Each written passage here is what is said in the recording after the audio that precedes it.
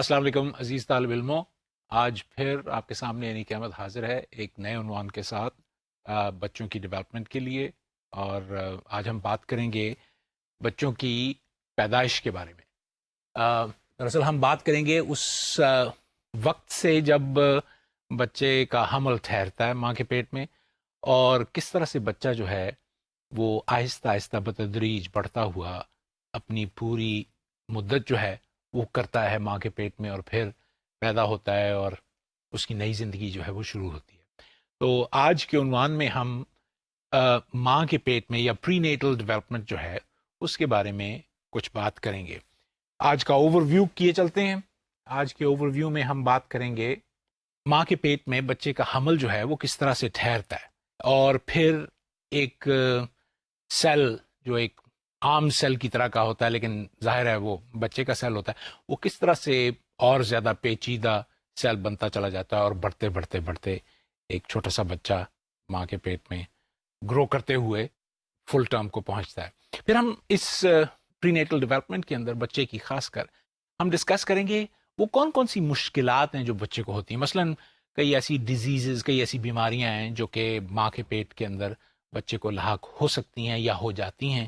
ہم ان دورانیے کے بارے میں بھی بات کریں گے کہ جس کے دوران بچے کو یہ بیماریوں کے لگ جانے کا امکان زیادہ ہوتا ہے، اور کون سا ایسا دورانیہ یا پیریڈ ہوتا ہے جس میں اس کی بیماری کی، بچوں کے خاص طور پہ بیماری کی جو صورت ہے یا ان کو بیماریاں لگ جانے کا اندیشہ ہے وہ کم ہوتا ہے. تو ہم بات کر رہے تھے ان ضروری سوالات کی جن کو آپ اپنے پس منظر میں رکھتے ہوئے آج کے لیکچر کو سنیں گے، اور پھر ان سوالات کو کسی وقت پہ جب آپ پڑھائی کریں گے تو اپنے پھر سے ایک بار پس منظر میں رکھتے ہوئے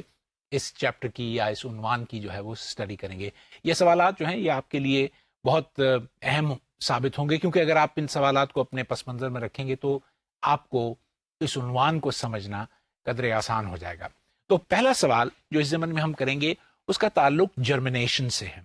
جرمنیشن ایک ایسا پروسیس ہے جو کہ کسی بھی جاندار میں ہو سکتا ہے. مثلاً یہ ایک ایسا پروسیس ہے جو کہ کسی بھی حتیٰ کہ پودوں میں بھی جرمنیشن کا پروسیس جو ہے وہ ہوتا ہے. اس میں جرمنیشن کا پروسیس کا مطلب یہ ہے کہ باپ کا نطفہ جو ہے وہ ماں کے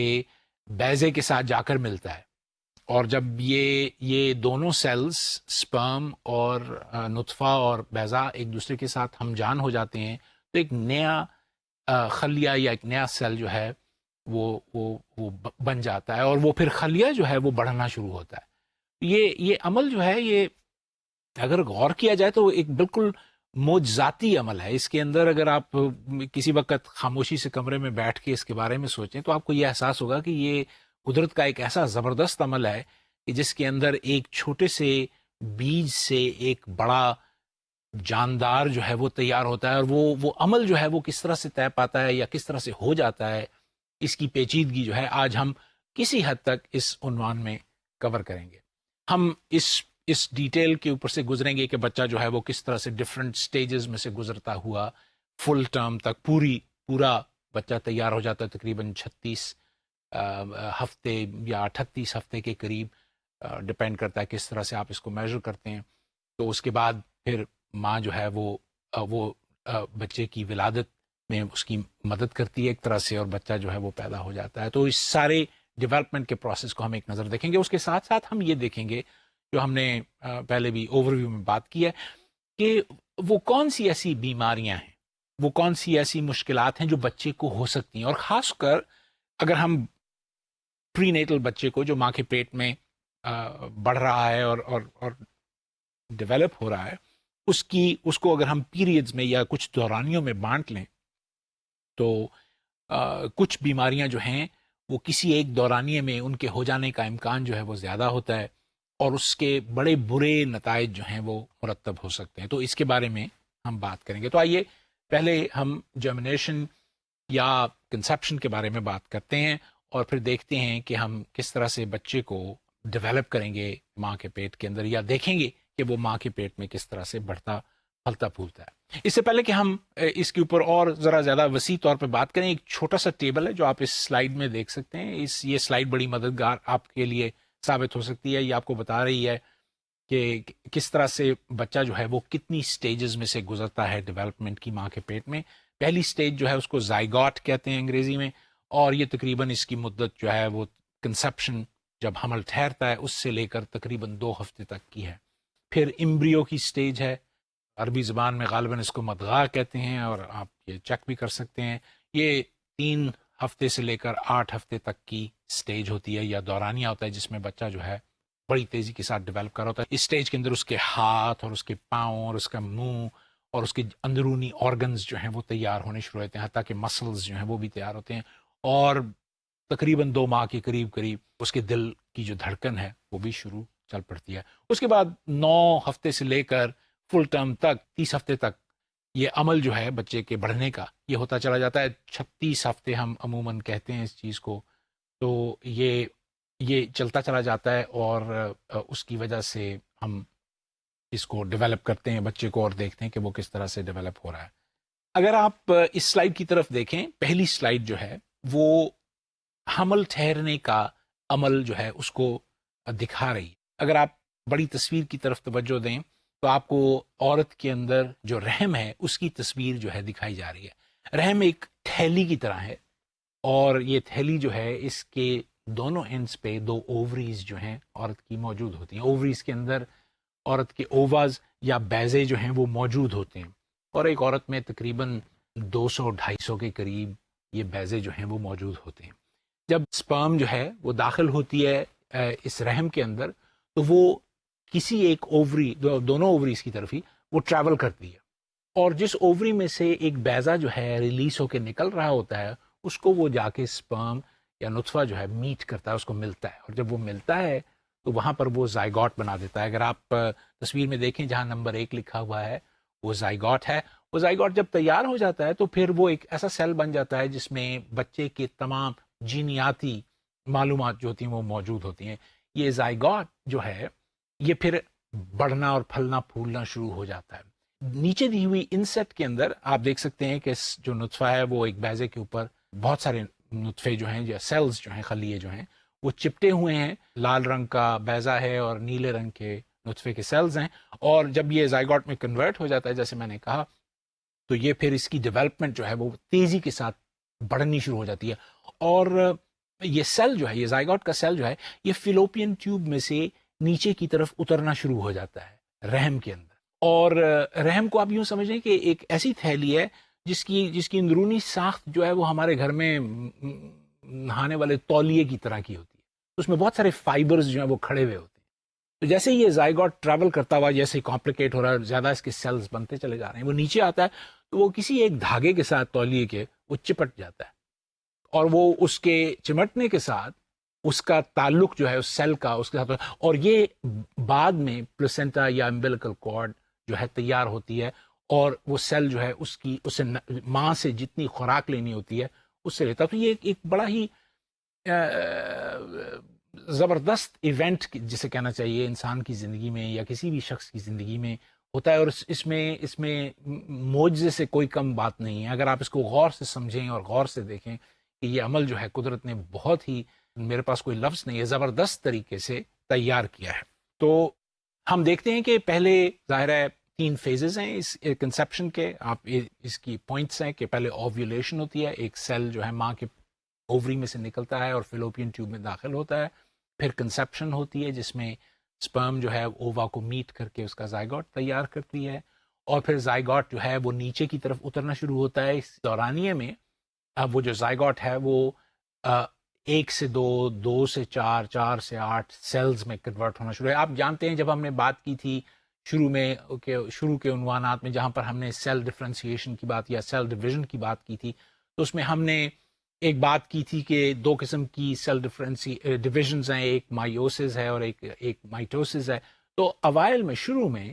جو زائگوٹ ہے وہ مائٹوسس کے پروسیس سے گزرتا ہے. وہ 1 سے 2 جب بنتا ہے تو 2 زائگوٹ کی طرح 2 سیلز، فرٹیلائز سیلز تیار ہو جاتے ہیں. 2 سے پھر 4 ہوتے ہیں، ان کی شکل بھی وہی ہوتی ہے. لیکن کچھ ہی دیر بعد، کچھ ہی دنوں کے اندر اس سیل کے اندر جو جینیاتی انفارمیشن ہے وہ اس پورے بلاسٹوسسٹ کو جو اس کے اندر جو بہت ایک یوں سمجھیے کہ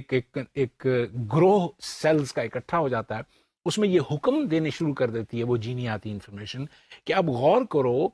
اور مختلف قسم کی چیزیں جو ہیں وہ بنانی شروع کرو. صرف اپنے آپ کو دوبارہ سے ریپلیکیٹ نہ کرو, سیلز کو سیلز ریپلیکیٹ نہ کریں, بلکہ سیلز کو اسپیشلائزڈ انسٹرکشنز ملتی ہیں کہ وہ مختلف چیزیں بنانی شروع کر دے, ہاتھ بنانے شروع کر دے, آنکھیں بنانی شروع کر دے,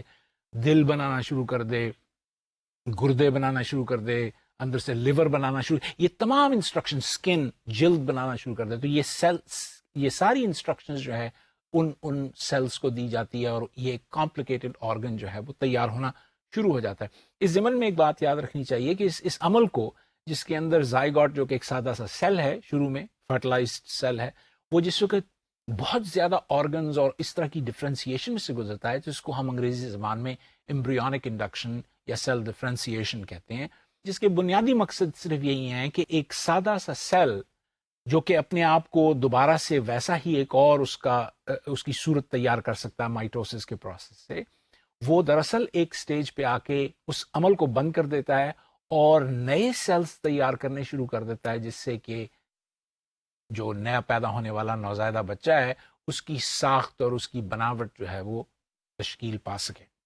یہ تصویر جو اس وقت آپ دیکھ رہے ہیں یہ زائگوٹ کی ہے, جو تقریباً 7 سے 9 دن کی عمر کا ہے, اور آپ دیکھ سکتے ہیں کہ اس وقت تک یہ ایک میس ہے, ایک بہت سارے سیلز کا میس ہے. مگر اگر آپ غور کریں تو اس میس کے اوپر ایک لیئر جو ہے, ایک جلد جو ہے, جھلی جو ہے وہ چڑھی ہوئی ہے اور وہ تمام سیلز کو اپنے اندر لیے ہوئے ہے. اس وقت سیلز کے اندر گو کہ کافی ساری ریپلیکیشن جو ہے وہ ہو رہی ہے, لیکن اس کے ساتھ ساتھ بڑی تیزی کے ساتھ سیل ڈفرینسیشن جو ہے وہ بھی جاری اور ساری ہے. اگر آپ اس جھلی کو غور سے دیکھیں تو اس جھلی کو دراصل ہم کوروئن کہتے ہیں, اور یہ اس کے اندر بہت ساری پروٹیکٹیو میمبرینز ہیں, اس کے اندر ایسی جلدیں ہیں جو کہ بچے کے سیلز کو محفوظ کرتی ہیں, اس کو کسی قسم کی انجری یا اس کو کسی قسم کی ڈفیکلٹی, مشکل سے بچانے کے لیے یہ لیئر جو ہے یہ تیار رہتی ہے اور مددگار ثابت ہوتی ہے. پھر اسی کے اندر جو میں نے آپ سے ابھی ذکر کیا تھا کہ ماں کے رحم کے اندر وہ چھوٹے چھوٹے دھاگا نما فائبرز جو ہیں وہ کھڑے ہوئے ہوتے ہیں, وہ اس کو پکڑ لیتے ہیں اپنے رحم میں, تو وہ پلسینٹا جو ہے وہ اس کو تیار کرنا ہے. ہم اس کو پنجابی زبان میں تو ناڑو کہتے ہیں, اور ناڑو جو ہے وہ بچے کے پیٹ کے اندر وہ کنیکٹ ہو جاتا ہے, لگ جاتا ہے, اور پھر ماں سے ساری کی ساری خوراک جو ہے بچے کو ملنی شروع ہوتی ہے. یہ آپ سمجھتے ہیں کہ جو سیل ہے وہ بنیادی طور پہ کچھ دیر تک اپنے اندر اتنی خاصیت یا خوبی رکھتا ہے کہ وہ اپنے آپ کو سسٹین کر لے اپنی نیوٹریشن کے ساتھ. لیکن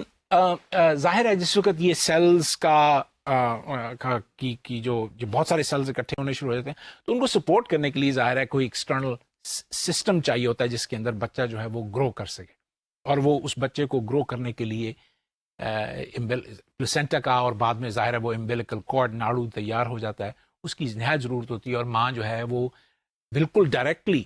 بچے کو اپنے خون کی سپلائی سے اپنا خون جو ہے وہ مہیا کرتی ہے, اور یہ خون ظاہر ہے اس میں بے شمار نیوٹریشن, بہت ساری خوراک جو ہے وہ موجود ہوتی ہے جو کہ بچے کو ملتی ہے, جس سے وہ بچہ پھلتا پھولتا ہے. اگر آپ اگلی اس سلائیڈ کی طرف توجہ دیں تو آپ کو پتہ چلے گا کہ پہلے ہی مہینے میں جب ماں حمل سے ہوتی ہے تو یوں سمجھیں کہ آخری 15 دن اس مہینے کے, یعنی 15 دن سے لے کر 30 دنوں تک کا جو فاصلہ ہے, اس کے درمیان ہم مختلف جھلیوں کی یا جلدوں کی بات کر رہے تھے, تو کم از کم 3 جلدیں جو ہیں بچے کے اندر تیار ہو جاتی ہیں. ان کے نام ایکٹوڈرم, میسوڈرم اور انڈوڈرم ہے. ایکٹوڈرم جو ہے وہ بالکل باہر کی جھلی ہے, اور عموماً اس سے آپ کی سکن, آپ کے نیورونز, برین جو ہے وہ تیار ہوتے ہیں, اور آپ کے اندر اور پگمنٹ سیلز جو ہیں جس سے آپ کی جلد کی رنگت جو ہے وہ ڈٹرمن ہوتی ہے وہ تیار ہوتے ہیں. اس کے بعد میسوڈرم ہے. میسوڈرم کے اندر آپ کے جیسے خون کے خلیے یا خون کے سیلز جو ہیں وہ تیار ہوتے ہیں, اور وغیرہ وغیرہ. آپ اور بھی بہت ساری اس میں صورتیں دیکھ سکتے ہیں جن سے یہ سیلز تیار ہوتے ہیں. اور آخر میں انڈوڈرم ہے جس کے اندر انٹرنل آرگنز جو ہیں وہ تیار ہوتے ہیں, لنگز تیار ہوتے ہیں, ہارٹ تیار ہوتا ہے, وغیرہ وغیرہ, اس طرح کی چیزیں. اب دوسرے مہینے میں, یعنی یوں سمجھیں کہ 30 دن سے لے کر 60 دن کے وقفے کے اندر, اس چھوٹے سے ملغوبے کے اندر جو فی الحال سیلز کی صورت میں ہوتا ہے لیکن بڑی تیزی کے ساتھ اس کے اندر آرگنز اور دیگر چیزیں ڈیولپ ہو رہی تھیں, اس کے اندر بڑی تیزی کے ساتھ بہت ساری نئی چیزیں بننی شروع ہو جاتی ہیں. انگلیاں اور ناخن اور آنکھیں اور بال اور جلد کی بڑی ریپڈلی اسکن جو ہے وہ ڈیولپ ہونی شروع, کیونکہ اسکن نے سارے کے سارے باڈی کو کور کرنا ہوتا ہے.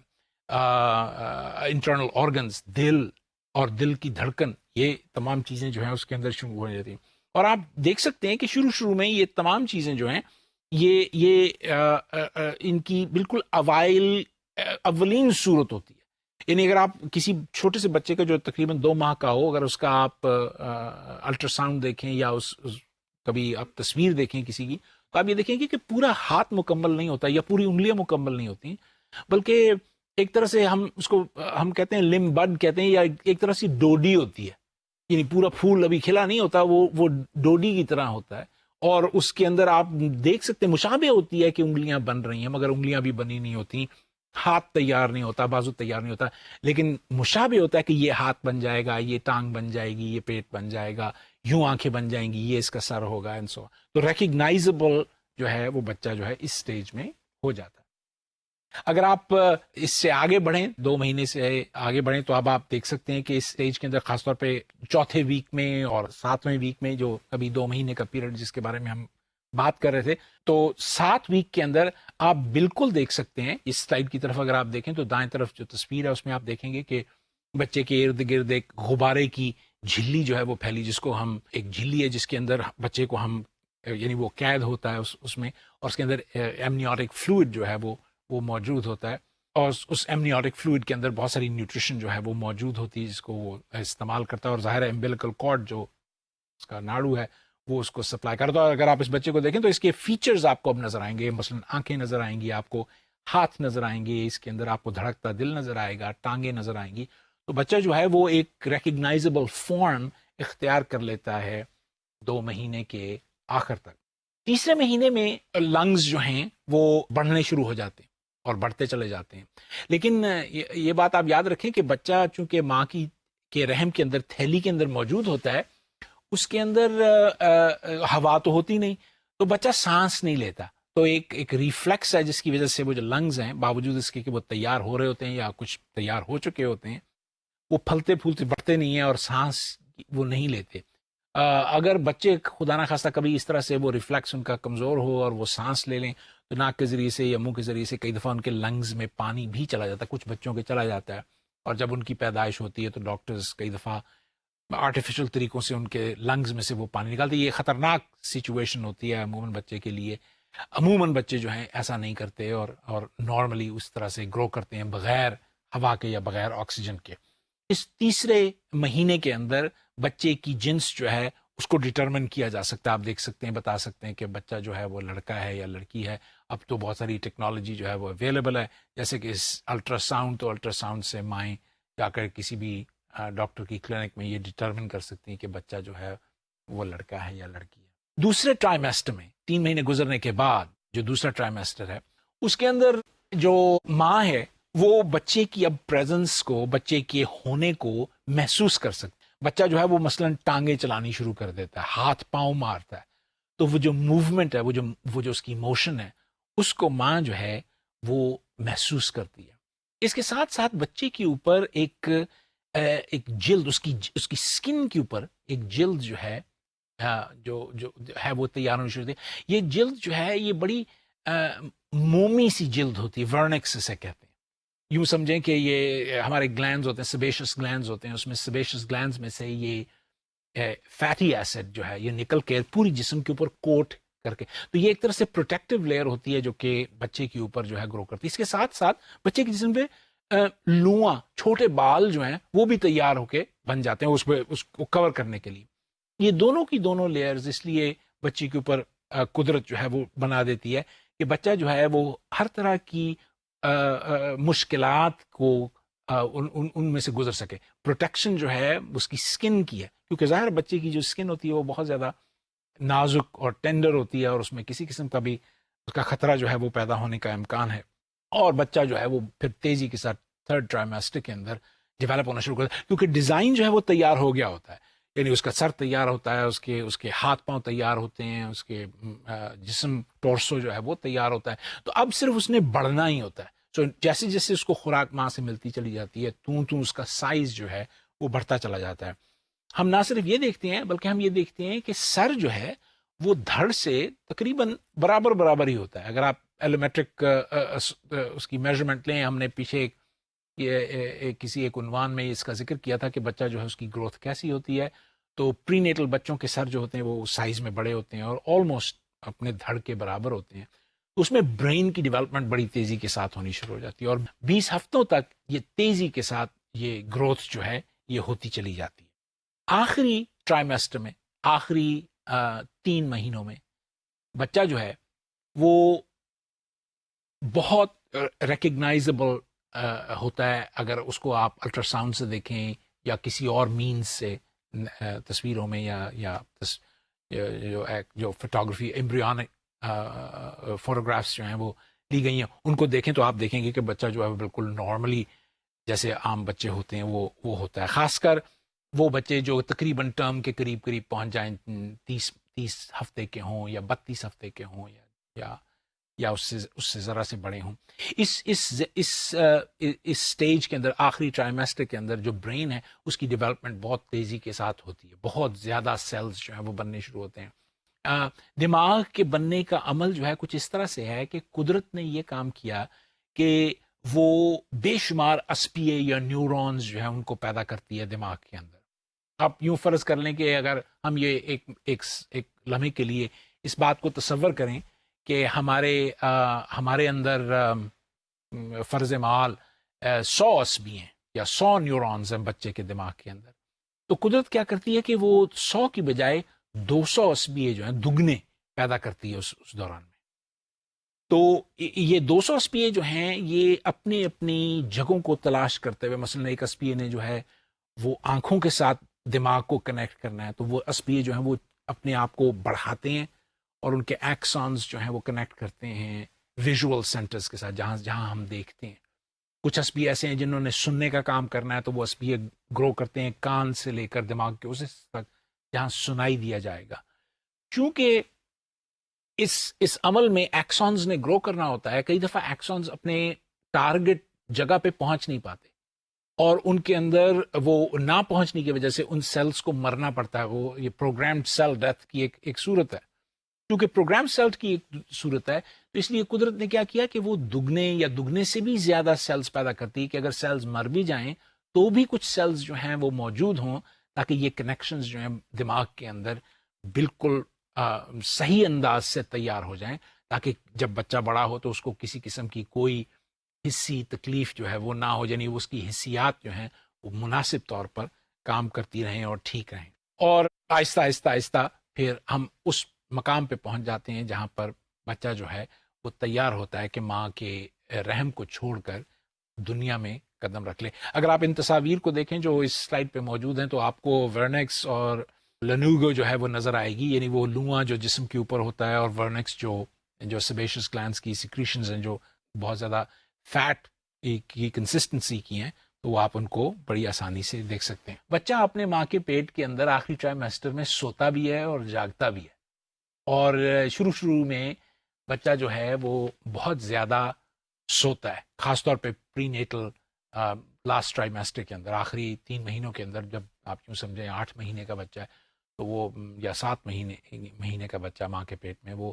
زیادہ وقت سوتا ہے، 20 سے 22 گھنٹے کے قریب. لیکن بتدریج جب وہ قریب پہنچتا ہے 9 مہینے 8.5 مہینے کا ہو جاتا ہے یا 9 مہینے کے پاس ہوتا ہے تو اس کے جاگنے کے اوقات کار جو ہے بڑھ جاتے ہیں. وہ ماں کے پیٹ کے اندر جاگتا ہے اور چیزیں دیکھتا ہے. اس کو چیزیں بظاہر نظر تو نہیں آتی مگر وہ روشنی میں اور تاریکی میں فرق جو ہے وہ بتا سکتا ہے. جس وقت رات پڑ جاتی ہے تو ظاہر ہے روشنی جو ہے ماں کے پیٹ کے اندر سے گزر کے نہیں پہنچتی، لیکن جب دن ہوتا ہے تو اتنی روشنی ہوتی ہے کہ وہ ماں کی جلد میں سے گزرتی ہوئی، کپڑوں میں سے اور جلد میں سے گزرتی ہوئی اندر جو ہے وہ روشنی پیدا کرتی ہے اور وہ اس کو دیکھ سکتا ہے. ابھی ظاہر ہے بچے کی جو بصیرت ہے یا اس کے دیکھنے کی صلاحیت ہے وہ بہت کم ہوتی ہے اور اس کو بہت زیادہ فوکسڈ چیزیں نظر نہیں آتی. اس کی ایکیوٹی یا ریزولوشن جو ہے اس کی دیکھنے کی وہ اتنی زیادہ نہیں ہوتی. مگر وہ تیاری کر رہا ہوتا ہے، اور نروس سسٹم جو ہے وہ ویژن کی تیاری کر رہا ہوتا ہے یا بصیرت کی تیاری کر رہا ہوتا ہے کہ جس کی مدد سے بچے نے ظاہر ہے جب وہ باہر نکلے گا اور دنیا میں آئے گا تو اس کو دیکھ سکے گا۔ یہ ایک تصویر ہے، اس سلائیڈ میں آپ دیکھ سکتے ہیں کہ یہ بچہ جو ہے تقریباً 11 ہفتے کے قریب کا ہے، اور ایک دفعہ پھر اس میں بہت سارے آرگنز جو ہیں دیکھ سکتے ہیں، خاص کر اگر آپ اس کے ارد گرد دیکھیں تو ایک باقاعدہ بہت بڑی جھلی ہے اور بڑی کمپلیکیٹڈ جھلی ہے جو ایمنیوٹک سیک کے نام سے کہلاتی ہے۔ وہ لیئر جو ہے اس کے اندر ایمنیوٹک فلوئڈ ہے جس کے اندر بچہ جو ہے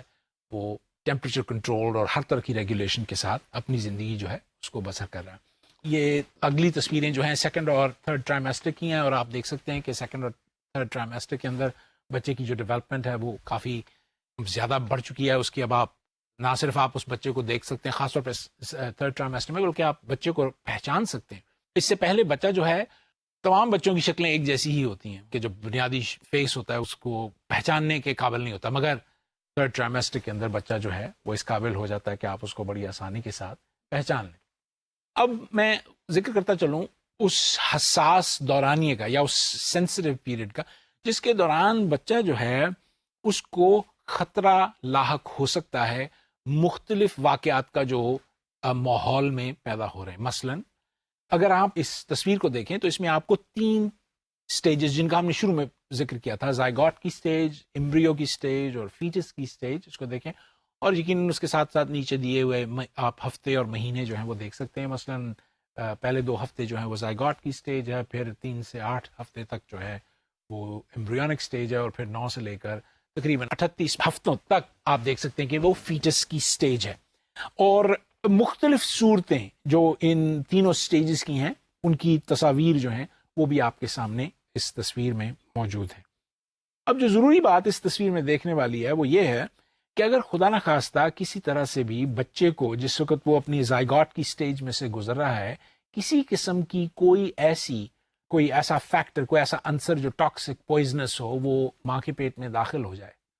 تو بچے کا جو حمل ہے وہ ضائع ہو جاتا ہے، تو زائگوٹ جو ہے وہ سروائیو نہیں کرتا۔ تو یہ نہایت سینسٹیو سٹیج ہے بالکل شروع کی، جو پہلے 2 ہفتے ہیں اس میں ماں کو بڑا دھیان رکھنا پڑتا ہے۔ عموماً بچے جو ہیں ایسی صورت میں بچتے نہیں ہیں۔ پھر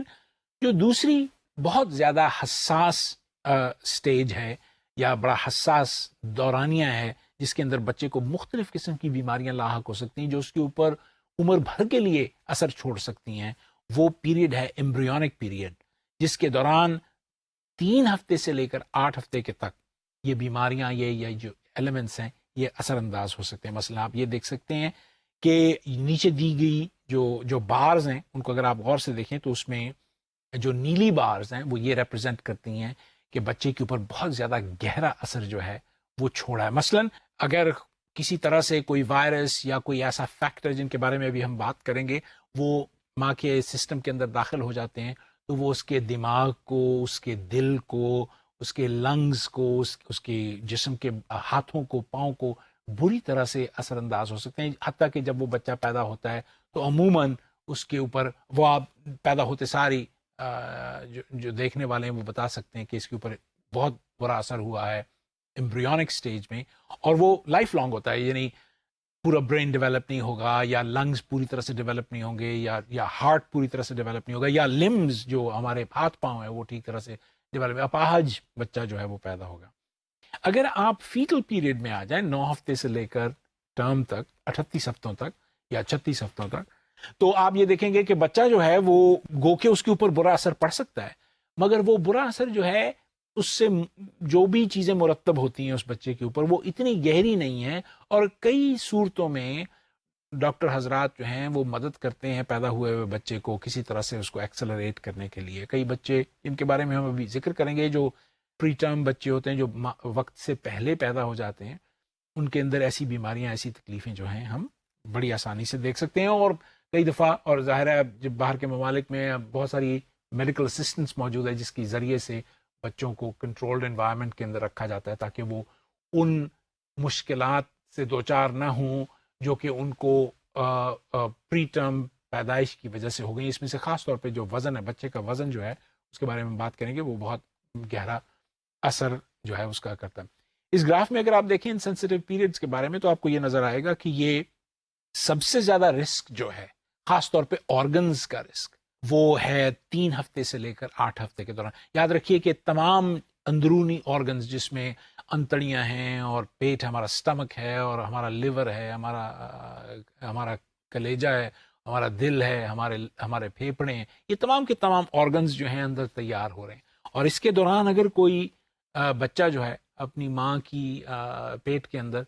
کسی بھی وجہ سے, کسی بھی فیکٹر کی وجہ سے افیکٹ ہوگا تو یہ ان آرگنز کو افیکٹ کرے گا اور ان آرگنز کا مکمل ہونا جو ہے وہ رہ جائے گا. یعنی اگر ہارٹ تیار ہو رہا ہے اور کوئی خدا نخواستہ ایسا ایلیمنٹ جو ہے وہ ماں کے سسٹم میں داخل ہو گیا اور اس نے جا کے بچے کو افیکٹ کر دیا, وائرس ہے یا کوئی اور ٹیروجنز ہیں جن کے بارے میں ہم بات کریں گے, وہ اگر داخل ہو گیا تو اس سے ہارٹ کی ڈیولپمنٹ مکمل نہیں ہوگی. اور جب وہ ہارٹ کی ڈیولپمنٹ مکمل نہیں ہوگی تو ظاہر ہے وہ بچہ جو ہے ناقص رہ جائے گا. ایسے بچے عموماً خاص طور پہ اگر یہ نقص جو ہے وہ بڑا ہو وہ پیدا ہوتے ہی چل بستے ہیں یا کئی دفعہ ماں کے پیٹ میں ہی وارٹ ہو جاتے ہیں یا اسٹل برتھ ہوتی ہے ان کی اور وہ سروائیو نہیں کرتے اپنی ڈیفیکلٹی کو. سب سے مشکل چیز جو دیکھنے میں آئی ہے ان مشکلات میں خاص طور پہ ڈیزیز کی یا اور فیکٹرز اور عناصر کی, کہ جس وقت بچے جو ہیں وہ کسی طور سے بھی چھوٹی عمر میں یعنی اپنی ٹرم پورے کیے بغیر پیدا ہو جاتے ہیں تو ان کو آئندہ زندگی میں بہت ساری مشکلات کا سامنا کرنا پڑتا ہے. مثلا ان کو دل کی تکلیف جو ہے وہ ہو سکتی ہے, ان کو ڈائبٹیز جو ہے وہ ہو سکتی ہے. اگر وہ لڑکیاں ہیں تو ان کو بڑے ہو کے بریسٹ کینسر کے ہونے کا امکان جو ہے وہ بڑھ جاتا ہے. اگر آپ اس چارٹ کو دیکھیں تو آپ کو نظر آئے گا کہ کتنے وزن کا بچہ کس کس طرح کی مشکلات سے جو ہے وہ دوچار ہو سکتا ہے. تو آپ کو بڑی آسانی سے اس گراف کے اندر نظر آئے گا کہ جیسے جیسے بچے کا وزن کم ہوگا تو اس کو ان بیماریوں کے لاحق ہونے کا امکان جو ہے وہ زیادہ ہے. اگر بچے کا وزن جو ہے وہ زیادہ ہوگا تو اس طرح سے اس بچے کے اندر وہ تکلیفیں جو ہیں وہ نہیں ہوں گی. اور ہم بات کر رہے ہیں ان بچوں کی جو پری ٹرم بچے ہیں جن کے یا پری ٹرم ہیں یا فل ٹرم بچے بھی ہیں مگر ان کا وزن جو ہے وہ کم ہے. تو یہ ایک آپ کے سامنے چارٹ ہے جس میں ڈیٹا جو ہے وہ ویسے تو ویسٹ کا ہے لیکن ہم تقریباً اس کے ساتھ کچھ نہ کچھ ریلیٹ کر سکتے ہیں. 3 گروہوں کے بارے میں بات کی گئی ہے. ایک ہسپانوی گروپ ہے بچوں کا, اور ایک گورے بچوں کا گروپ ہے,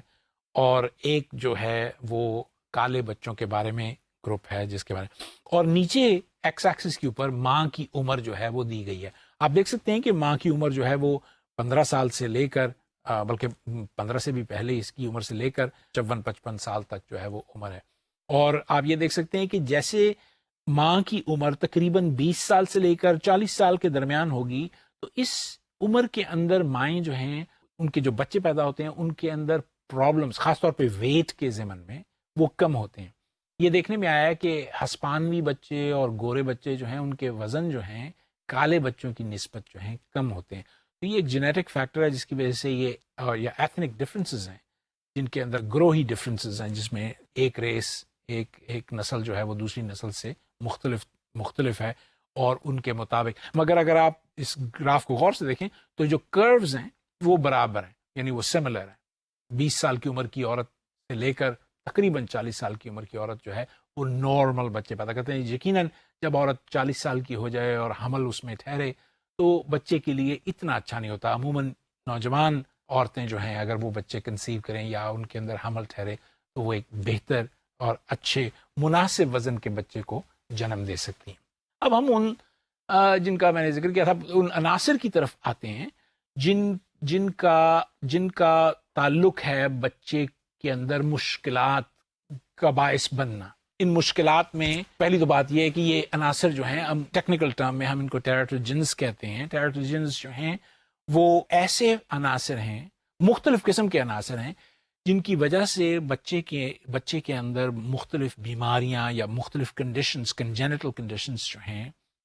پیدا ہو جاتی, ماں کے پیٹ کے اندر ہی پیدا ہو جاتی. ان میں سے کچھ تو ایسے عناصر ہیں, کچھ ایسے ٹیراتوجنز ہیں جو کہ ماں جن میں انوالو ہو جاتی ہے. مثلاً تمباکو نوشی ہے, اگر ماں جو ہے وہ تمباکو نوشی کرتی ہے یا فرض محال شراب پیتی ہے تو اس شراب پینے کا یا اس تمباکو نوشی کا بہت برا اثر پڑتا ہے بچے کی صحت پہ, اور اس کی پیٹ کے اندر نشو و نما جو ہے اس طرح سے نہیں ہو پاتی جیسے کہ ایک نارمل بچے کی ہوتی ہے جس کی ماں جو ہے نہ شراب پیتی ہو، نہ تمباکو نوشی کرتی ہو. سو تمباکو نوشی اور شراب پینا خاص طور پہ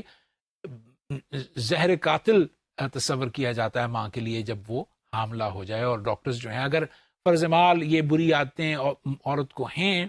تو ڈاکٹر حضرات یا جو کیئر گیورز ہیں وہ عورت کو یہ بتاتے ہیں کہ کم از کم بچے کی ولادت تک اپنی ان عادتوں کو روک کر رکھو تاکہ بچے کی ولادت جو ہے وہ نارمل ہو جائے اور وہ ٹھیک طرح سے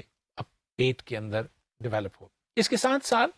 کئی عورتیں جو ہیں وہ نشہ آور دوائیاں جو ہیں وہ استعمال کرتی ہیں. کچھ دوائیاں تو ایسی ہیں جو کہ پرسکرائبڈ ہوتی ہیں، جو ڈاکٹر کہتے ہیں کہ آپ لے سکتے ہیں اور لینی بھی چاہیے ان عورتوں کو، خاص طور پہ جب وہ حمل سے گزر رہی ہوں، کیونکہ وہ سپلیمنٹ کے طور پہ استعمال ہوتی ہیں اور بچہ جو ہے اس سے فائدہ اٹھا سکتا ہے جب وہ گرو کر رہا. لیکن کچھ دوائیاں ایسی ہیں جو کہ نان پرسکرائبڈ ہیں. وہ عورتیں جو ہیں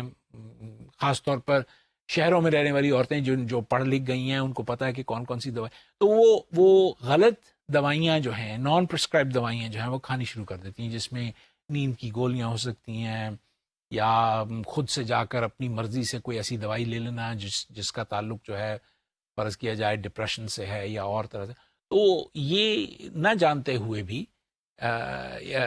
کہ یہ اس طرح کا عمل جو ہے بچے کے لیے برا ہے، پھر بھی وہ اگر ایسا کریں تو وہ یقیناً بچے کی صحت کے لیے بہت مضر جو ہے ثابت ہوتا ہے. اس کے ساتھ ساتھ ریڈیشن جو ہے وہ نیچرلی تو عموماً کم ہی ہوتی ہے. ظاہر ہے اگر کوئی کسی ایسی جگہ پہ آپ رہ رہے ہیں جہاں پر ریڈیشن جو ہے وہ کسی طور پہ موجود ہے، اگر آپ کسی نیوکلیئر ری ایکٹر کے آس پاس ہیں تو وہاں پر ریڈیشن جو ہے وہ زیادہ تو ایسی عورتوں کو عموماً کہا جاتا ہے کہ وہ اس ایسے علاقے سے باہر رہیں تاکہ ان کے بچے کے اوپر خاص کر ریڈیشن کا اثر نہ ہو. ریڈیشن کا اثر ایکس رے کرنے سے بھی ہو جاتا ہے. مثلاً ایکس رے جو ہے اس میں سے ایسی شعائیں جو ہیں نکلتی ہیں، ریڈیٹ کرتی ہیں، تو وہ عموماً اوائڈ کیا جاتا ہے کہ جب عورتیں حاملہ ہوں تو ان کے ایکس ریز جو ہیں وہ نہ کیے جائیں. کبھی کبھی مجبوراً کرنا پڑتا ہے تو خاص اسپیشل پریکاشنز لی جاتی ہیں تاکہ بچہ جو ہے وہ ایسی صورت میں مشکل میں جو ہے وہ نہ پڑے یا کسی قسم کی اس کو تکلیف جو ہے وہ نہ ہو. پولوشن، گندگی، ہوا کی گندگی، ماحول کی گندگی، یہ بھی ایک بہت بڑا فیکٹر ہے کیونکہ اس سے جراثیم، ڈیزیزز، مختلف قسم کی بیماریاں جو ہیں ماؤں کے اندر پیدا ہو جاتی ہیں جو کہ بچوں میں ٹرانسفر ہوتی ہیں اور پھر ان کی افزائش یا ان کا پنپنا یا ان کا بڑھنا جو ہے وہ متاثر ہوتا ہے. آخر میں ماں کے اندر کوئی بیماری ہو، مثلاً کوئی اس کو جینیاتی بیماری ہو، کنجنٹل بیماری ہو، اس کو کوئی ایسی بیماری لاحق ہو جائے جو کہ جس میں بیکٹیریل انفیکشن ہو جائے اس کو، تو وہ بھی بچے کے اوپر برا اثر ڈالتی ہے اور اس کی نشو و نما یا اس کی گروتھ میں مضر ثابت ہوتی ہے. ٹیرٹوجنز خاص طور پر اگر کسی طرح سے یہ تمام عناصر، یہ خوفناک عناصر جو ہیں، اگر کسی طور سے ماں کے پیٹ کے اندر یا ماں کے اندر داخل ہو جائیں اور کسی طرح سے بچے کو اثر انداز ہوں تو عموماً یہ ہوتا ہے، عموماً دیکھنے میں آیا کہ بچہ جو ہے وہ اپنی ٹرم پوری کیے بغیر پیدا ہو جاتا ہے. ماں کے اوپر ایسا برا اثر پڑتا ہے کہ قدرت نے کچھ ایسا سسٹم تیار کر رکھا ہے کہ وہ بچے کو اپنے وقت سے پہلے پیدا کر دیتا ہے تاکہ وہ اثر جو ماں کی وجہ سے بچے کے اندر داخل ہو رہا ہے وہ کسی طور سے کٹ جائے. ظاہر ہے وہ بچے جو پری ٹرم پیدا ہوتے ہیں وہ پوری فل گرون بچے نہیں ہوتے اور ان کا ویٹ، ان کا وزن جو ہے وہ کم ہوتا ہے. نہ صرف وزن کم ہوتا ہے بلکہ یہ بھی خطرہ ہوتا ہے کہ غالباً ان کے آرگنز جو ہیں وہ بھی تیار پوری طرح سے نہیں ہوئے ہوئے، وہ بڑی جلدی بہت سینسٹیو ہوتے ہیں ٹیمپریچرز کے لیے. ماں کے پیٹ کے اندر تو رحم کے اندر تو قدرت نے ٹیمپریچر کو کنٹرول کیا ہوا ہے، شاکس کو کنٹرول کیا ہوا ہے، ساؤنڈز کو کنٹرول کیا ہوا ہے، سائٹس کو دیکھنے کو کنٹرول کیا، لیکن باہر نکل کے تو ایسا کچھ نہیں ہے. وہاں تو شور بھی ہو رہا ہے، چیزیں بھی چل رہی ہیں، روشنیاں بھی ہیں اور ٹیمپریچر جو ہے وہ ریگولیٹ بھی نہیں ہے. تو اس لیے عموماً پری ٹرم بچوں کو وہ آئسولیٹڈ اسپیس کے اندر کسی انکیوبیٹر کے اندر ڈال کے رکھتے ہیں جس کا ٹیمپریچر اور اس کے اندر باقی چیزیں جو ہیں وہ برابر ہوں. اس کو ڈسٹرب نہیں کیا جاتا، وہاں کم جایا جاتا ہے تاکہ بچہ جو ہے وہ نارملی جو ہے وہ گرو کرتا چلا جائے. عموماً بچے جو پوری اپنی ٹرم تک پہنچتے ہیں 36 سے 38 ہفتے کے دوران، ان کے ویٹس جو ہوتے ہیں وہ نارمل ہوتے ہیں. ہر وہ بچہ جس کا وزن یوں سمجھیں کہ 6 پاؤنڈ یا 7 پاؤنڈ سے ذرا زیادہ ہو، وہ بچہ جو ہے وہ نارمل ہوتا ہے اور اس وزن کے مطابق یا اس وزن کی وجہ سے اس کی جو باقی ڈیولپمنٹ ہے وہ نارمل ہوتی ہے. مگر 5 ساڑھے 5 پاؤنڈ سے کم کے بچے جو ہیں ان میں بہت ساری مشکلات جو ہیں ان کے پیدا ہونے کا امکان ہے، حتیٰ کہ اب پری ٹرم بیبیز جو ہیں وہ 1.5 پاؤنڈ تک کے بچے جو ہیں وہ پیدا ہوتے ہیں. تو 1.5 پاؤنڈ کے بچے جو ہیں اب ماڈرن میڈیسن میں یہ بچا لیے جاتے ہیں، اور ڈاکٹرز جو ہیں تقریباً یوں سمجھے 1 کلو گرام کا بچہ یہ، یا 1.5 پاؤنڈ کا بچہ، یہ 2 پاؤنڈ کا بچہ جو ہے یہ بہت ہی چھوٹا سا بچہ ہوتا ہے، خفیف بچہ ہوتا ہے. اور ظاہر ہے اگر آپ سلائڈیں دیکھیں اور سلائڈ کو دیکھیں تو جو کیئر گیورز ہیں ان کے ہاتھ جو ہیں وہ اتنے بڑے ہیں کہ بچے کا چہرہ اور اس کا دھڑ جو ہے وہ بالکل چھوٹا سا محسوس ہوتا ہے. تو ان بچوں کو خاص انوائرمنٹس کے اندر رکھا جاتا ہے تاکہ ان کی گروتھ جو ہے وہ مناسب طور پہ ہو جائے. سب سے بڑا کنسرن پریٹم بچوں کا یہی ہوتا ہے کہ ان کا وزن جو ہے وہ کم ہوتا ہے، ان میں قوت مدافعت نہیں ہوتی، ان میں لڑنے کی کیپیسٹی جو ہے وہ موجود نہیں ہوتی، ان میں امیونٹی نہیں ہوتی، ان میں اندر اتنی ریزسٹنس نہیں ہوتی جس کی وجہ سے وہ بچوں کو آگے لے کے یا چل سکے. اب جن کی ہم نے بات کی ان میں سے ہم نے شراب کے ضمن میں اور اسموکنگ کے ضمن میں بات کی. اسی حد تک میں یہ کہہ سکتا ہوں کہ پاکستان میں یہ بیماری جو ہے موجود نہیں ہے، اور شراب کی اویلیبلٹی اور شراب پینے کا عمل جو ہے وہ اتنا زیادہ نہیں ہے، خاص طور پہ عورتوں میں تو یہ بہت زیادہ کم ہے، جو کہ بہت اچھی بات ہے. لیکن ویسٹ کے ممالک میں، باہر کے مغربی ممالکوں میں، کیونکہ شراب کی اویلیبلٹی بہت زیادہ ہے اور بہت زیادہ استعمال میں آتی ہے اور اس میں انوالو ہوتی ہیں، تو بچوں کے اوپر بڑا برا اثر پڑتا ہے. الکحول کا استعمال یا شراب کا استعمال جو ہے وہ بچے کے لیے زہر قاتل ہے، اور بے شمار مشکلات جو ہیں وہ بچے کو ہوتی ہیں. نہ صرف بچے کو مشکلات اس کی نفسیاتی اور اس کی معاشرتی رنگ میں بعد میں نظر آتی ہیں، بلکہ اس کی جسمانی صورتیں جو ہیں وہ بھی بدل جاتی ہیں. ان میں سے ایک بیماری جو ہے شراب پینے کی وجہ سے بچوں کے اندر، اس کو فیٹل الکحل سنڈروم کہتے ہیں یا FAS. ایسے بچے اگر آپ اس سلائیڈ کو غور سے دیکھیں تو دیکھیں گے کہ ان کی موٹی سی نشانی یہ ہوتی ہے کہ جب یہ بچے پیدا ہوتے ہیں تو ان کی شکل جو ہوتی ہے وہ فلیٹ ہوتی، چپٹی ہوتی، جیسے بلی کی شکل نہیں ہوتی. بلی کی ناک اور آنکھیں اگر آپ غور سے دیکھیں، بلی کی ناک جو ہے وہ ابھری ہوئی نہیں ہوتی جیسے انسانوں کی ناک ابھری ہوئی ہوتی ہے نا. اور خاص طور پہ یہ جو ناک کا برج ہے، یہ ہمارا جو پل ہے جو دونوں آنکھوں کے درمیان ہے، یہ ابھری ہوئی ناک کی طرح ہے. لیکن وہ عورتیں جو شراب پیتی ہیں ان میں یہ جو برج ہے یہ دب کے رہ جاتا ہے اور فلیٹ ہو جاتا ہے، اور شکل جو ہے وہ بھی فلیٹ ہو جاتی ہے. سب سے جو خوفناک فیٹل الکحل سنڈروم کا اثر ہے، شکل تو چلیے ایک طرف ہے ایسی مشکل جو ہے وہ تو ہے ہی، لیکن سب سے برا اثر جو ہوتا ہے وہ انسان کی قابلیتوں کے اوپر ہوتا ہے. جیسے یہ بچہ بڑا ہوتا ہے پیدا ہو کے تو یہ پتہ چلتا ہے کہ اس کا آئی کیو، اس کی ذہانت کا جو میجرمنٹ ہے وہ بہت تھوڑی ہے، آئی کیو کم ہو جاتا ہے. اس کے اندر اور بہت ساری سائیکولوجیکل ڈفیکلٹیز جو ہیں اس بچے کے اندر جو ہے وہ پیدا ہونی شروع ہو جاتی ہیں. مثلا پرسنالٹی کے اندر ڈفیکلٹیز جو ہیں وہ دیکھنے میں آیا ہے کہ پیدا ہو جاتی ہیں. ایسے بچے جن کی ماؤں نے بہت زیادہ شراب پیو حمل کے دوران، تو ایسے بچے پرون ہوتے ہیں کہ وہ جب بڑے ہوتے ہیں تو وہ بھی بہت زیادہ شراب جو ہے اس کو پیتے ہیں، یا کسی اور قسم کے ڈرگز میں یا منشیات میں ملوث کر لیتے ہیں اپنے آپ کو. اور وہ پرون ہوتے ہیں کہ کیونکہ وہ چاہتے ہیں کہ وہ نشہ آور چیز جو ہے اس کو کسی طور سے استعمال کریں. تو اگر عورتیں جو ہیں اس برے عمل سے حمل کے دوران بچ سکیں تو وہ بچے کے لیے بہت فائدہ مند جو ہے وہ ہوتا ہے. اس کے ساتھ چونکہ ہم ذکر کر رہے ہیں مختلف منشیات کا اور نشہ آور ڈرگز کا جن میں شراب ہے، ان میں ایک خوفناک منشیات میں سے ایک ایسی خمر پیدا کرنے والی ڈرگ جو ہے یا کیفیت جو ہے وہ کوکین ہے. کوکین جو ہے ایک بہت خوفناک قسم کی ڈرگ ہے جو کہ اگر ماں لیتی ہو تو یہ بچے کی گروتھ کو ٹھہرا دیتی ہے اور بڑھنے نہیں دیتی. اور عموماً بچے جو ہیں وہ پری ٹرم پیدا ہوتے ہیں اپنی ٹرم ختم کیے بغیر، اور بے شمار کمپلیکیشنز جو ہیں، آرگن کمپلیکیشنز جو ہیں وہ پیدا ہوتی ہیں. مثلاً برین کی ڈیولپمنٹ پوری نہیں ہوتی، دماغ کی پوری طرح سے نشو و نما جو ہے وہ نہیں ہو پاتی، انتڑیاں جو ہیں وہ پوری طرح سے نہیں بنتی. اسی طرح گیسٹرو انٹیسٹنل ٹریکٹ جو ہے، جو کھانے کا قوت ہضم کرنے کا نظام ہے، وہ پوری طرح سے تیار نہیں ہوتا. پیشاب اور پاخانے کے جو رستے ہیں وہ پوری طرح سے تیار نہیں ہوتے، تو یہ بڑی مشکل جو ہے وہ صورتیں پیدا ہو جاتی ہیں. اس کے ساتھ ساتھ آخر میں ہم تھوڑا سا سگریٹ کے بارے میں بھی بات کرتے چلیں، کیونکہ سگریٹ نوشی جو ہے وہ چونکہ ہمارے ملک میں بھی پریولنٹ ہے استعمال میں، مرد تو خیر پیتے ہی ہیں، کچھ عورتیں بھی جو ہیں وہ پیتی ہیں. تو اسموکنگ جو ہے وہ بھی بچے کے لیے بہت زیادہ مضر ہے. مثلاً سب سے بڑا خطرہ جو اسموکنگ کا ہے وہ یہ ہے کہ جب ماں سگریٹ پیتی ہے تو جو آکسیجن کی سپلائی ہے بچے کو خون کے ذریعے سے جو پہنچتی ہے اس میں کمی واقع آ جاتی ہے. جیسے ہی اس خون کی مقدار میں بچے کے اندر کمی آتی ہے تو وہ خوراک جو بچے کو پہنچنی ہوتی ہے وہ پہنچ نہیں پاتی، جس کی وجہ سے بچے کے اندر جو اس کی تیاری ہونی ہوتی ہے وہ اس طرح سے تیار نہیں ہو پاتا. اس کے ساتھ آخر میں ہم ان بیماریوں کے بارے میں بات کریں گے جو کہ ماں کو لاحق ہو سکتی ہیں یا ہوتی ہیں، جن کی وجہ سے برے اثرات جو ہیں وہ بچے پر پیدا ہو سکتے ہیں. بہت ساری وائرل انفیکشنز ہیں، ان کے اوپر کسی کا کوئی کنٹرول نہیں. وائرس ایک ایسی خوفناک بیماری ہے جو کہ کسی کو بھی کسی وقت ہو سکتی ہے، اور وہ وائرل انفیکشن جو ہے وہ بچے کے اوپر بڑا برا اثر جو ہے ڈال سکتی. پرانے زمانے میں، اب تو خیر فائدہ ہو گیا میڈیکل سائنسز سے کہ ہم کچھ وائرل انفیکشنز کو کسی نہ کسی حد تک کنٹرول جو ہے وہ کر سکے ہیں. لیکن ایسی بیماریاں جیسے سفلس ہے، یا ایسی بیماری جیسے ہرپیز ہے، یا ایسی بیماری جیسے ایڈز ہے،